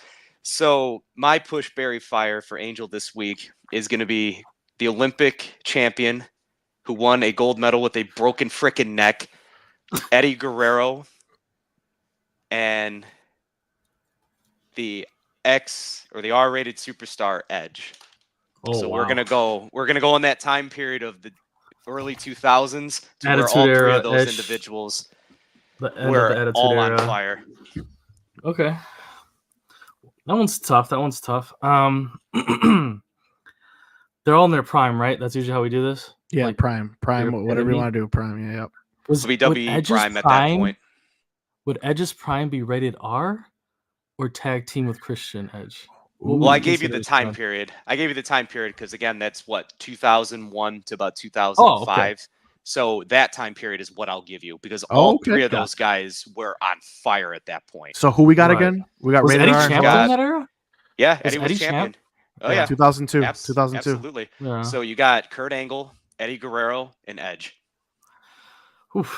I didn't remember who the first one Yeah. was. So you said Olympic champion. There we go. Okay, got it. Yeah, no neck. Wow, that's tough. Oh, man. Oh man, this is gonna be biased because I was never a big Edge guy outside of the tag team experience. Like Rated R Edge was not my move. I'm not saying he's not a great solo wrestler. I respect what he was able to do and the matches he's put on his own work. You know, I'm not discounting anything, but I'll have to fire Edge. But that's probably biased. But I'm just gonna have to fire Edge, unfortunately. Who I bury would be tough. I feel like you'd have to almost bury. I'm like 50-50 here. This is tough. I feel like you have to bury. I can't do it. I have to bury Kurt and push Eddie. I have to bury Kurt. Eddie didn't need a belt to perform and to get like people wanting to watch Eddie. He could fight anyone. He could fight anyone from as small as Rey Mysterio to as big as Big Show. Make it look great. Amazing on the microphone. Didn't matter what show he was on. Didn't matter who was against him. Didn't matter if he was the first match, the middle match, the main event, Royal Rumbles. I mean, he's had so much historic, just how many iconic moments have we seen Eddie in? Not to discount Kurt. Kurt in the ring is phenomenal. His gimmicks were hilarious. He got probably the most slack in WWE that any other stars ever had. The hate Kurt got during his time was not warranted. I just think Eddie was just that guy. And maybe he didn't get the belt because of the talent that was ahead of him as much as he should have. But he came up in the era of just elite wrestlers, microphone skills, and just pop, right? The Attitude Era into the 2000s. You just every single title was at its best. Every single faction was at its best. So I think Eddie's was kind of buried, not intentionally. It was like an unintentional bury, and he still came out to be one of the greatest wrestlers and performers of all time. And Angle was able to, his longevity in the business, for him to go to different companies, for him to blow up in TNA, his career is amazing. This is just my opinion, but I'm pushing Eddie and burying Angle. Well, I'm about to get canceled. Just real quick before you guys yell at me. I'm pushing Kurt Angle to the moon. I am burying Edge, Rated R Superstar, because I don't want him used against me. Edge? You're really worried about Edge? Really? And I'm burying Eddie Guerrero because I mean, Eddie's already buried. Firing. You said firing. Firing. I'm firing Eddie because I don't think he was that great. What? Are you kidding me? Yeah, I what I really want to say, I can't really say it because I'm not really trying to get canceled out here for real. So, but I just think he only caught fire because he's no longer here. Wow, I don't remember that being the case when we were watching him, though. No, don't get me wrong. I like Eddie Guerrero, and I'll be the first one to tell you when he frog splashed Brock Lesnar. Oh, I'm sorry, I can't say his name either. That piece of shit. But when he frog splashed, I thought that was the greatest moment in his career, and he had the belt once. That's the only thing that I could say that, man, he was that guy for that moment. But the Latino heat was mid. Edge solo was his LWO. His LWO was mid. I don't think he was that great. Edge solo superior? Solo. We're not talking tag team match. Yes. 100%. Wow. 100%. And this is a time. If you would have said where, hurt, again, I would have agreed. And I'm but getting I text think- hate. hey, I would think so because again, this is a time. I don't mean to take more into this segment, but the reality is he's an undersized Wow. performer that ultimately is. packed on He more is. muscle to fit the WWE mold. And when he did that, he was able then to perform and then some. So yeah, Eddie was a GOAT, but the rose tinted glasses definitely helped him. So oh man, that's tough. I'm just gonna point out it's at a time where he doesn't fit the mold. He's an undersized performer, but yet he was You're right. still able to elevate himself with all of those complications. That's all I'll say. So You're right. He I mean, performed and didn't need to be a you're- top guy with a belt. and You're he right. Did it And- every and- week. And Every what week. and he what was there. and, never and what hardly got hurt. and what you just said, he Edge was always performed hurt. and he was never a top guy. If I'm taking guys on the top guys and people who are absolutely on fire, Edge had the better career. Edge was more caught fire in my opinion, and that's just what it is. I'm sorry. I love Eddie Guerrero. I'm not saying Not- I dislike Not Eddie during that Guerrero. era, I don't think. Maybe I'm not Edge, saying I dislike Eddie Guerrero. All I'm saying is compared to the other two, I'm taking the other two all day. maybe the full body of work Edge, you have an argument. But if we're talking what the standards were that I was given, I don't think so. remember, I Yeah. only had 2000 to Yeah, like 2005. right. So If we that's talk only Edge that and small snippet. Christian, I'm not talking rated as R a Christian. I am superstar. talking rated R superstar. That No. guy All was right, gold. all right. That's Okay, what I'm all talking right. about. We're Alright, we're gonna we're move good. on then.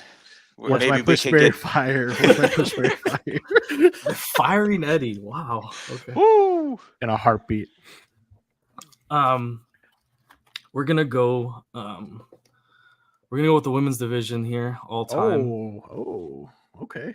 Since okay. Mark likes to talk about how divisions are pushed and their eaves and flows and heights and valleys of different divisions. We like talking about that, tag teams and so on and so forth. This is the women's though. I'm gonna go Charlotte Flair. Ugh. All right.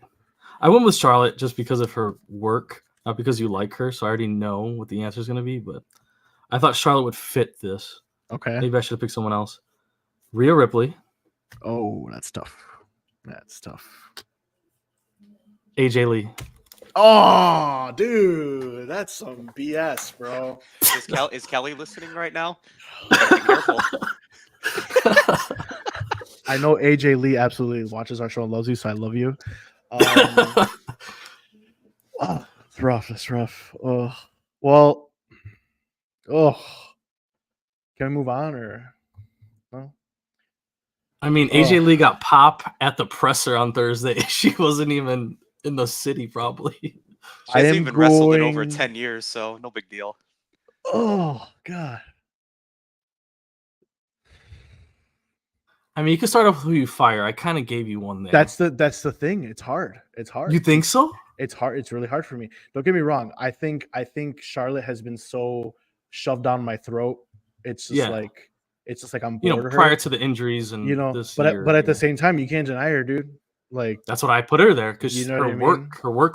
her workload. Yeah. So, and this is what I'm not basing it off of who I'm tired of. I'm basing it off popularity, and I'm basing off who delivered, and all three of them deliver. Even though this is the hottest Rhea Ripley's ever been, you know what I mean? It's like, do I fire her because she hasn't been on top for so long? Do I fire AJ Lee because she had a shortened career?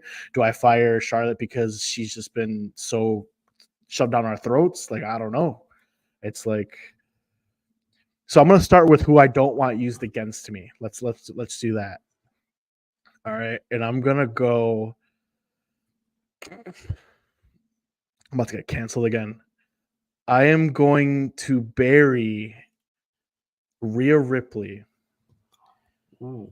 because I don't want her used against me, and she's the youngest out of all of them. She's only 25 or 26, so she has big time. She could just go to AEW or whatever area you want to do and just dominate my life. So I don't want her used against me, so I'm going to bury her on the roster. Putting mommy on bottom. Oh, God. That Becky Lynch was pretty. That was fire, funny. though. That was funny. I'm gonna teach you how to be a bottom. Yeah, so I'm gonna bury Rhea Ripley. You're gonna push AJ Lee. Come on, say it with me now. Screw you guys. I'm gonna fire Charlotte because fuck her, and then I'm gonna push AJ Lee to the moon. I don't care. Fight me. Chat, can we clip that? Fight me. Fight me. I Clip don't that care. chat. I don't care. Can you get that? AJ Lee was the greatest female of all time. I don't care.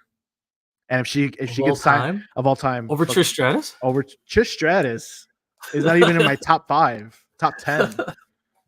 She was top for that era because nobody else wrestled because everyone came out doing bra and panty matches. But Hey, they had to start somewhere. Where'd you think they were going to be Rhea You're- Ripley's in you're- 1999? You're right. No, I didn't agree. exist. But no. But yeah, I'm pushing AJ Lee to the moon because I think she had the skills. Clip it. I'll clip it for you. That'll be my first clip, and I'll tag the whole world, and I'll tag AJ Lee so she could see it. Love you. Anyway, what does this say? Clip it. He chose the right answer. That's why we're here for Marc's Great Opinions. That's right, Derek.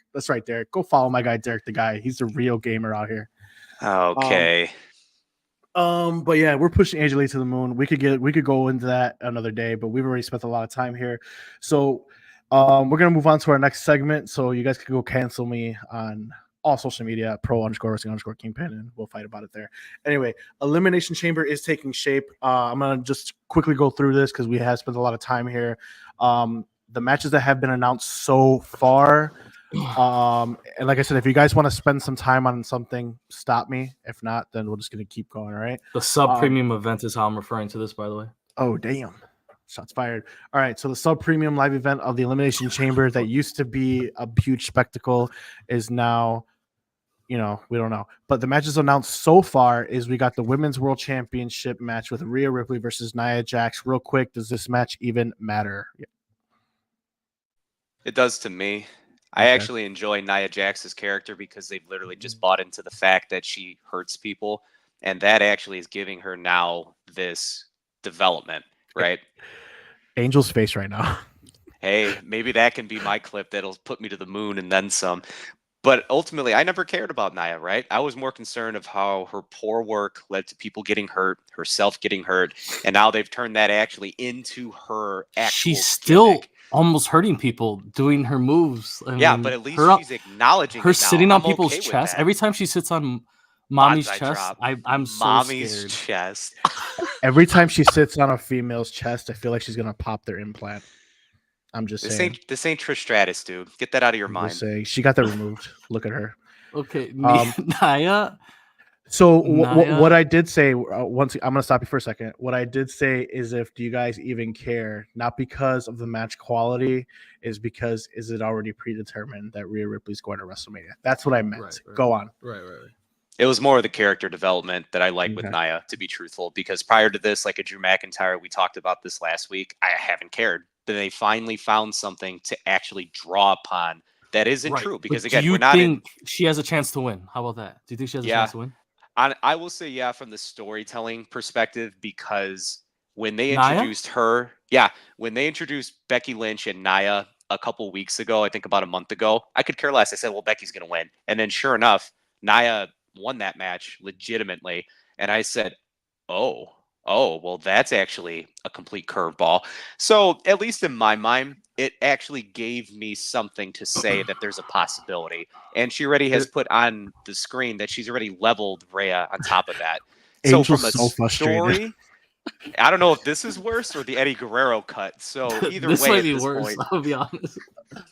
I'll let There's you go. no shot. Sorry. All right. Well, we're clearly talking. We're clearly talking Rhea and Nia Jax right now. So Angel, go ahead. There's no shot. What's going on? There's no shot. Rhea is losing in Perth, Australia, at 3 a.m. here to Nia Jax.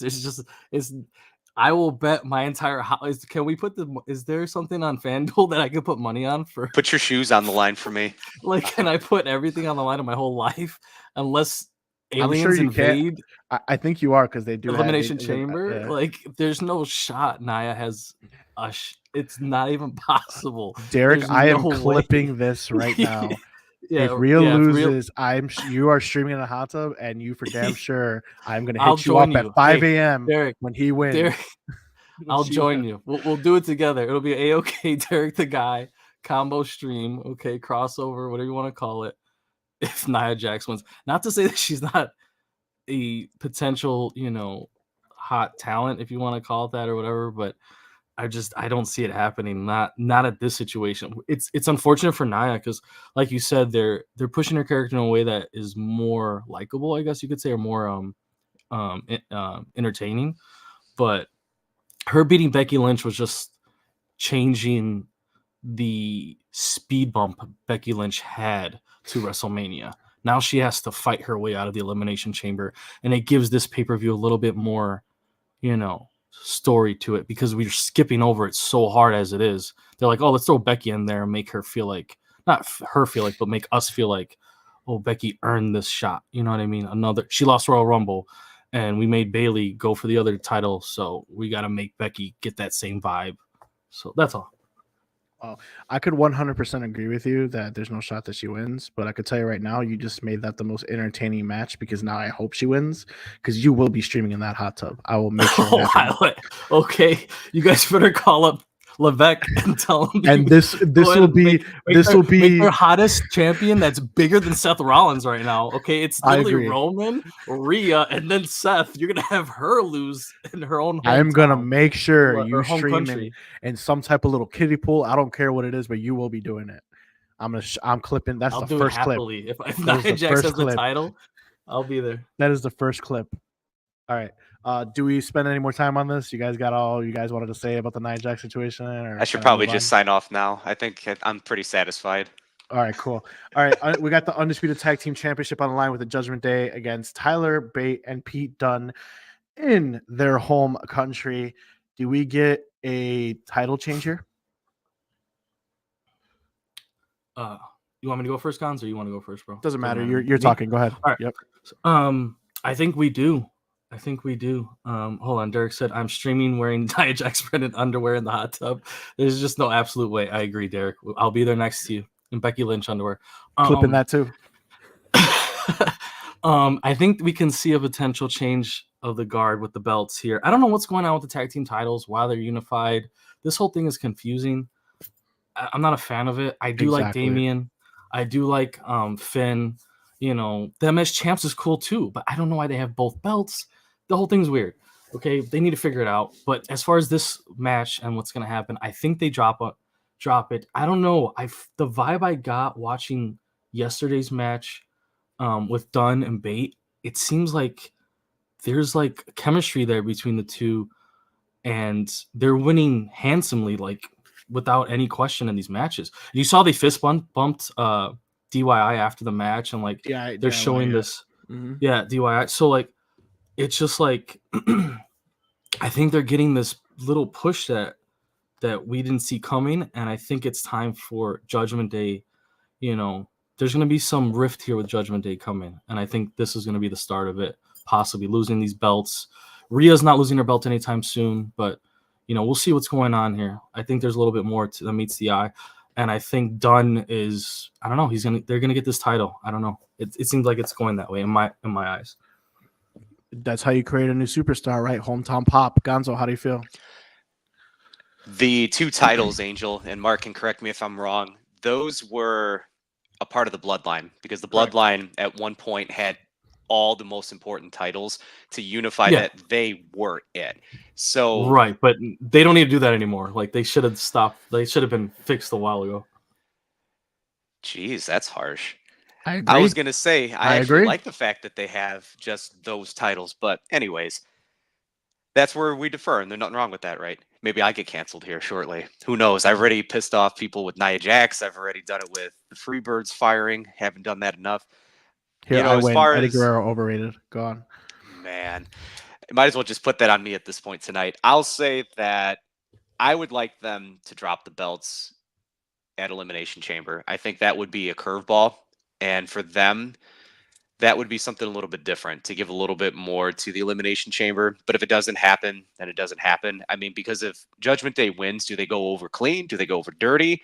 Most likely dirty, right? I could probably see that for the most part. I mean, because then you could also have that. Well, you could have that rematch then at WrestleMania, because they were that close, right, in order to winning undisputed gold. So therefore, you're building a little bit more of that story. Got it. All right, moving on. We got, where was I? So we got the Women's Elimination Chamber #1 contenders match. So we got 2 confirmed participants in Becky Lynch and Bianca Belair. You got 4 more to be announced. Yeah. We got this Raw. We got Liv Morgan versus Zoe Stark for the 3rd spot. I mean, at this point, we do have 4 more to be announced, but is it pretty much guaranteed and obvious that it's Becky Lynch building? It's Jade Cargill. Thanks for coming. I appreciate your comments. Okay. I really don't. wish. No, I wish that, too. that's It's not, you heard it though. I here wish first. too. You heard I it wish here it's first. not, though. It's not. I wish. They're not going to put over someone that's came from that other company that fast. They have to put her through the ringer first. Especially AEW. That's what. Yeah, there you go. Yeah, it's not going to happen. I will be hopeful. I'm already unless you're CM hopeful Punk. behind. He's the only one. Unless your name's Phillip Brooks, that's the only way. Pepsi Phil. It's okay. He's got many names. Yeah, personally, I think it's literally even before Elimination Chamber came, Becky Lynch and Rhea Ripley have been already kind of in a promo war. So I think it's pretty much guaranteed we're going to get the quote unquote dream match, even though they work for the same company, that they never faced each other before. So I think that's what's going to happen. And I think that match is going to absolutely possibly steal the show if you guys don't care about Becky Lynch or not. So and Becky's never participated in the chamber, so this was another reason why she had to lose to Nia. From a wrestling match, I'm not looking forward to the Man versus Mommy. It was pretty painful watching the Man versus Baszler because Baszler is a little bit of a bigger competitor, and there were some transitions during that match that I really didn't care too much. I felt that Lynch was a little behind with what she was able to do at certain points, and knowing the background of Baszler, I feel like Baszler actually had to slow down what she was doing just to be able to allow the Lynch to catch up to her. I disagree, but I'm not gonna go back and forth with you. But Derek, the guy says, that. "Oh, go ahead." Actually, no, I can see what Gonzo's saying a little bit. No, yeah.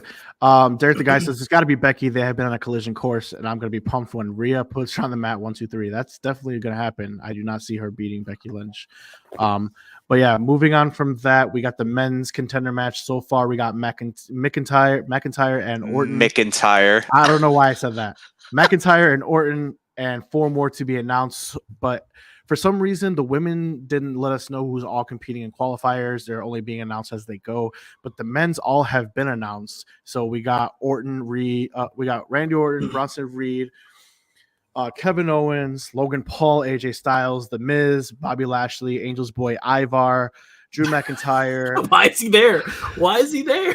Drew McIntyre, Sami Zayn, Dominic Mysterio, and LA Knight, all in qualifying matches. So far confirmed has been McIntyre and Orton. I got 2 questions for you guys. This is for both of you. Whoever wants to go, you guys can go. My first question is this guaranteed McIntyre going after Seth Rollins?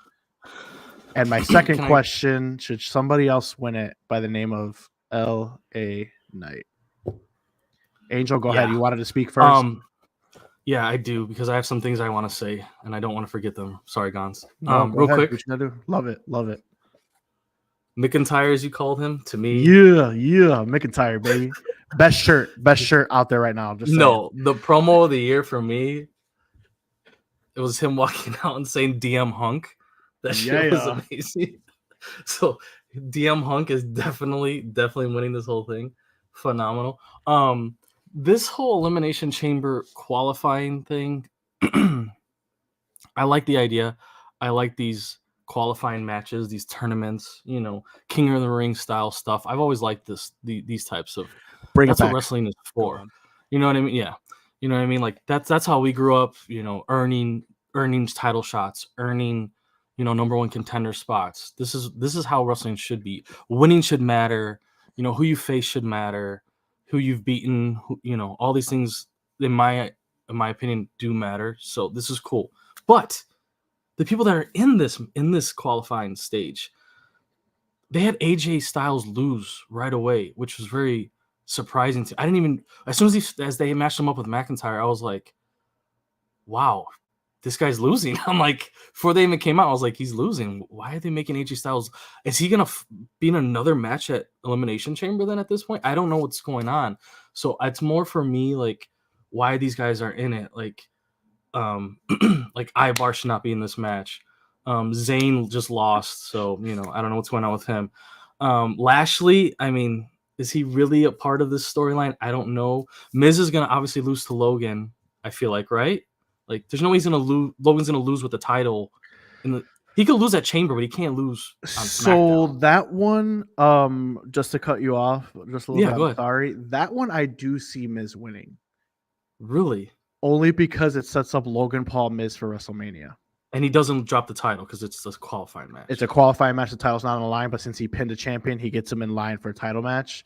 I see how you can put Paul down. You know, you could pin. He has Paul history finally. with the Miz. He has history with the Miz. They've been You feuding could have- for a year. It kind of writes itself for a WrestleMania match. You can have Owens coming out, knocking him out in the middle of the match, and like Yeah. that whole thing continuing too. That's definitely possible. So Okay. I'm sorry. So Logan Paul's WrestleMania matches are either A, Kevin Owens, they run it back, or B, it's the Miz. I don't think it's anybody else. But go on. What were you saying? So no, you're right. So yeah, no, I was just looking at some of these guys that were in the qualifying parts of it. Dom, I don't know what's going. Do you guys understand what's happening with Dominic or Tom and Nick as he goes by now? I mean, he's kind of like in limbo land at this point, and he gets the biggest heel pop in the whole company right now. What's going on with Tom and Nick? Like, do you have an opinion on him? I actually love Tom and Nick. So do I. I love Tom and Nick. I think he absolutely needs this qualifier win. I think he needs to put it on a show. Obviously, I don't think he's going to win, but I think the fact that he's in a high caliber match to determine a chance at a world championship, that helps him progress in his career and being considered a main event talent in that regard. So, like I said, I think he belongs in that match. Obviously, I don't want him to win, but he definitely needs it. I love Dom. I love Tom and Nick. Dominic, So do I. whatever, old dirty Dom, old dirty Tom, whatever you want to say. But he needs to be. They should put R-Truth in the qualifying matches, but hey, they missed out. Yeah, Gonzo, how do you feel about that right now so far? What do you think? Is it McIntyre? So my question was, is it McIntyre's match to win, basically? Are we going to get Seth Rollins versus McIntyre or McIntyre, if for those of you that don't know how to say his name? McIntyre, Mick and Tom. I don't think it matters anymore. Yeah. I want Drew. I really do. I'm going to be biased with that. He's been white hot for what, 2 months now since Punk has been back. Everything he's been pumping out here of lately has been rather fantastic. And the fact that he's, again, going to social media to help it. I will say I'm very much looking forward to the star power that they're going to put in this Elimination Chamber match. So I'm not going to lie. Like, when I seen the names, I sat there at home and I was like, in it. And then right off the bat, it's AJ Styles versus Drew. And I'm like, wow, they're not going to have AJ perform in that. And then, they bring out LA Knight. That was, sorry, but that was insane to me. That happened to AJ. I didn't get it. Shout out to Matt Bate. I'm kind of shocked. So here's my deal on it. Without, we've been spending a lot of time on it. So obviously, I think it's 100% McIntyre who's going to win. McIntyre's going to win that match. Well, give me your people in the actual chamber match. Maybe let's do that, because I'd rather be entertained then. If it's McIntyre, great. Just give me, and then we can move on to the next segment. But give me the guys that are in the chamber match. I think, real quick, before you say them, Mark, I think they don't want their top guys all in the chamber match. Doesn't it feel like that? I mean, with AJ Styles losing, it's kind of weird. It's a mix bag. Go ahead. So we got 4 more. So right now we got confirmed McIntyre, Orton. I think I'm gonna say the Miz over Paul. I just got a feeling. So I think McIntyre, Orton, Miz, LA Knight, Mysterio. What is it? 6? Is it 6 people? Yeah, Mysterio and Owens. But the thing is, it's kind of hard because I don't remember who's facing who. Right. The only one I do know. Have they announced it? They only announced who's facing next week, and that's the Miz versus Logan Paul. Right. So obviously it could change, but just looking at the list right here, I would say Orton, McIntyre, the Miz, maybe Bobby Lashley, Mysterio, and LA Knight. Oh no, please God. So maybe Bobby Lashley. But so this is my case. So obviously we all think it's like 99.9% that McIntyre's going to win this match to set up him versus Seth Rollins. But I think the person that needs it most is LA Knight. I think this is the way that you get LA Knight off of SmackDown, because with Roman Reigns having a stranglehold on the championship, he's not getting his opportunity. And now if and when Cody wins the championship, he's still not going to get that opportunity because Cody's not going to lose it in 2 months. So I think this is a way to get LA Knight off of SmackDown. Obviously, I don't think it's going to go that route. I think 100% it's going to be McIntyre, but that's just what I would do just so I could have valid reason to get LA Knight on Raw. But that's just me. It's a good idea, but I don't see that happening. I don't think they're gonna do that with LA Knight, and McIntyre is just gonna get that chance. It's just what it is. Yeah, for sure. But yeah, that's the men's. So any predictions to be added to this card for the Elimination Chamber? Do we get like a Rock Cody type deal? Do we get Gunther defending against Jey Uso, Cody and Nakamura? Like, what do you feel? Yeah, based on who they put in the qualifiers, you can tell somewhat now of what they're going to try and do for the preliminary matches. And I think you're definitely going to see Gunther, probably Jay, or some mix of that bag. Cody versus Rock, maybe. I don't know. The whole Rock and Cody situation is so everywhere right now. So it's a possibility. They could come out, or they can interfere with each other. Maybe if there's some other matchup they do with The Rock, or maybe they put a jobber up there against The Rock. Not a jobber, but maybe The Rock gets like a little rust match he gets to put on. I don't know. What do you think Rock's gonna fight at all? I don't know, man. I mean, I was so shocked with how everything played out with that presser and how him actually turning heel. Like, it could just go anywhere. Personally, I don't want The Rock and Roman Reigns fighting an Elimination Chamber just because I can't risk him injury, especially with Seth Rollins. Still, I mean, yeah, they're billing him as if he's going to be at WrestleMania, but I mean, what percentage are we going to get Seth Rollins at that match? And I can't risk another injury. I don't have no CM Punk. That's personally, but I mean, obviously, it's a big show because it is overseas. It's in Perth, so you have to have some star power on there. So I definitely could see them being added in some way. But I don't know. I think definitely at least Cody Rhodes is going to be fighting in some capacity, whether it be a blow off with Nakamura, even though they just had that bull roll match on Raw. I can't see any more Rhodes and Nakamura. I can't. I know. I'm done. It's got to be something. Done. It's done. Stop. Yeah. I don't need any more Tajiri Mist. I don't need any more gimmicky matches, any more promos, any more interfering. I love what they're doing with Nakamura. Cool. I'm just saying. It was fun, but it's a horse. It's a dead horse. We need to move on. Sure. Nakamura can start beating the hell out of somebody else. There's plenty of other guys that could get the shit beat out of them by him. But yeah, so we'll see. I'm not sure. But I do see maybe Gunther being added to the card. Gonzo, is there someone you'd want to see added to the card real quick while we're on the subject? I think we covered everything that to be expected. Jade Cargill's going to be on the card winning the women's Elimination Chamber match. So, I mean, that's my prediction. Bold prediction. We have to put some money on that, Gons. We have to talk after the show. We're branded underwear. That's what I'm putting on the line. We're really far into the show, so I'm not going to go back and forth with you, but one thing I will say, I would not have Jade Cargill win that match to lose to Ripley. If Jade Cargill's winning that match, then you have to put her over, and they're not doing that either. But anyway, quick, not yet. So real quick, I'm going to get to this comment. So Matt A said, what about Bronson Reed? He's definitely a possibility because WWE likes to put like those big guys into those matches and let them dominate. And that's one way to help push this guy. I'm not really sold on Bronson Reed. So, I mean, I could care less if he's in it or not, but that's just me. Another comment we got from Matt A. We got where's our cash in? Once Drew McIntyre beats Seth Rollins for the championship, he's getting cashed in successfully. Right. It's not happening in the chamber at all. So that pretty much wraps up our show. I do want to say one quick thing. WWE announced a show on X exclusively called WWE Speed. It's a new weekly video series showcasing up to 5-minute matches, which will be exclusive to X, debut spring 2024. I need quick thoughts. Don't go on a tangent, but I'm going to tell you right now, I do not want to watch 5 minutes of a squash match on X. You do not. There's a whole generation of people that don't watch TV or cable that are much younger than you and I that watch everything on YouTube, TikTok, so on and so forth. This is a look at getting fans that are beyond the fans they already have, that their future. Speed, I don't know if it's going to be a hit or miss. We'll see. But they're looking out for their future with an idea like this. Attention spans are very, very, very, very short these days. I like the concept behind it. I mean, the worst that happens is they just totally scrap it. So what are you going to do when you have a title change in 5 minutes on X? Better be an awesome squash match. Whose title are we talking about? I mean, if you're talking be anyone's, you just don't know. We don't know what it's going to be. I better not see a 24/7 title reemerge on X. I'm going to be super pissed, but you just don't know.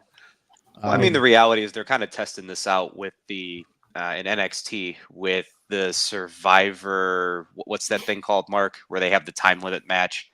Oh, the the Iron Elimination Survivor, the Iron Survivor So, challenge. I mean, that was pretty cool, right? To have limited different things, but ultimately they're going to test this out. So I'm interested to see. A And 24/7. Oh, go ahead. Sorry, Gons. no, I was just going to say I seen Matt A fly across the screen a bunch of times. 24/7 ship. Yeah. I mean that'd be great. The hardcore title, just bring it back. So What if I know you hate the hardcore / 24/7 title idea, but like I this don't would hate fit the it. 24/7. If it was an actual hardcore championship, but Crash Holly skits on the APA, not knocking on the door, I'm all for it. If I'm not getting that, Okay. I don't care. But like, what if it's like 2 p.m. and it's like, oh, there's an update. WWE Speed just hit you. There's a 24/7 match happening right now outside of the American Airlines Arena. Like, you know what I mean? Like, you never know. It's a different We'll idea. see. We'll see what happens. I think it's a cool concept. I'm gonna give you that, but I don't want to see a squash match for 5 minutes. Right. That's just me. But all right, so that pretty much wraps up our show. Real quick, Gonzo, tell everybody what you got going on and where they can find you on social media.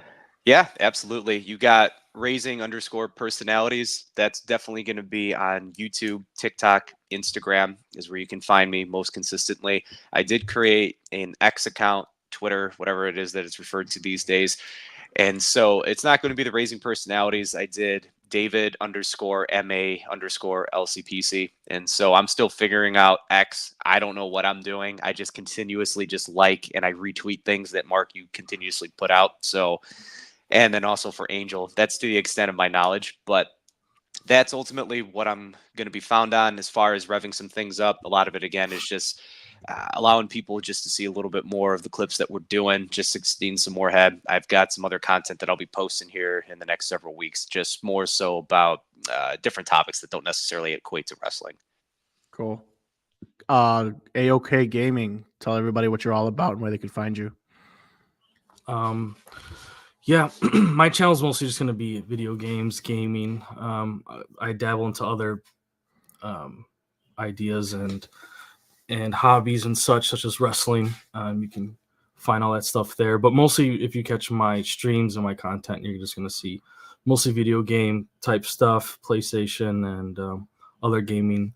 You can find all my socials are all the same. It's going to be _OK Gaming under Twitch, Instagram, TikTok. I have a YouTube page as well, but those are the main three that you can find me at. X as well. See us tweet each other out, us three. I need it for speed, so find us catching out the speed matches together maybe on X. Do you have a streaming schedule or?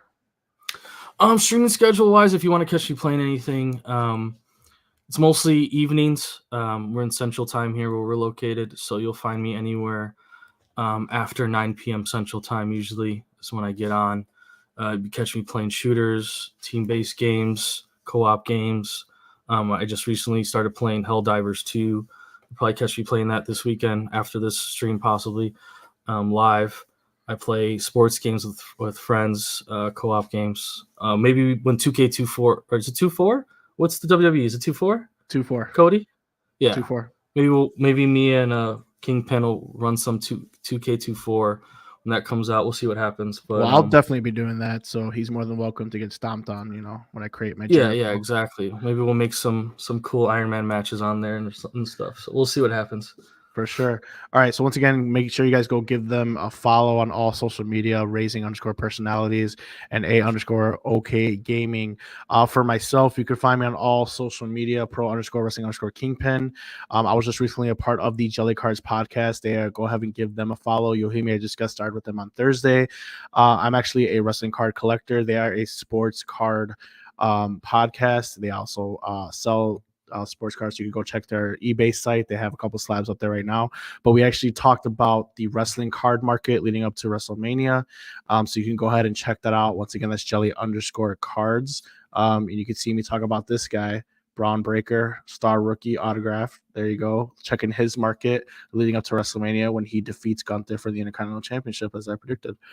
So once that skyrockets, maybe I do a little sell. But like I said, otherwise you could find us every Saturday live on YouTube for the SmackTALK Wrestling Podcast, or go to Spotify and Apple Podcasts for the SmackTALK Wrestling Podcast. Once again, we appreciate you guys joining us. We'll see you next week. Kingpin out, guys. Thanks for having me.